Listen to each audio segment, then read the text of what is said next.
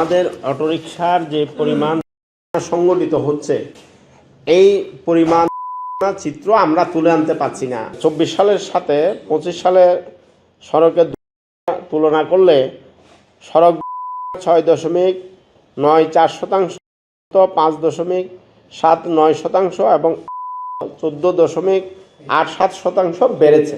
সালে 6,729টি সড়ক 9,111 জন হয়েছে, 14,812 জন হয়েছে। রেলপথে 513টি সড়ক 485 জন হয়েছে, 145 জন হয়েছে। নৌপথে 127টি ছোট বড় 158 জন হয়েছে, 139 জন হয়েছে এবং 38 জন হয়েছে।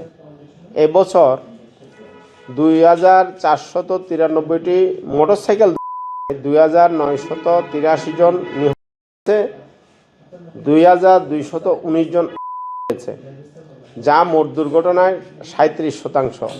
সড়ক, রেল, নৌপথে সর্বমোট 7,369টি 9,754 হয়েছে, 15,096 জন হয়েছে।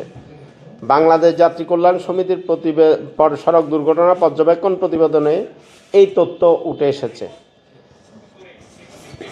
বিগত 2025 সালের তুলনায় 2026 সালে হার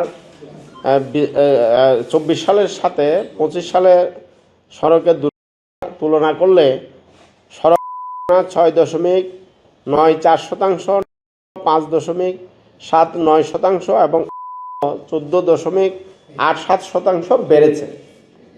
আমাদের অটোরিকশার যে পরিমাণ সংগঠিত হচ্ছে, এই পরিমাণ চিত্র আমরা তুলে আনতে পারছি না। অটোরিকশার ছোট দুর্ঘটনা, এটা গণমাধ্যম গুরুত্ব দেয় না।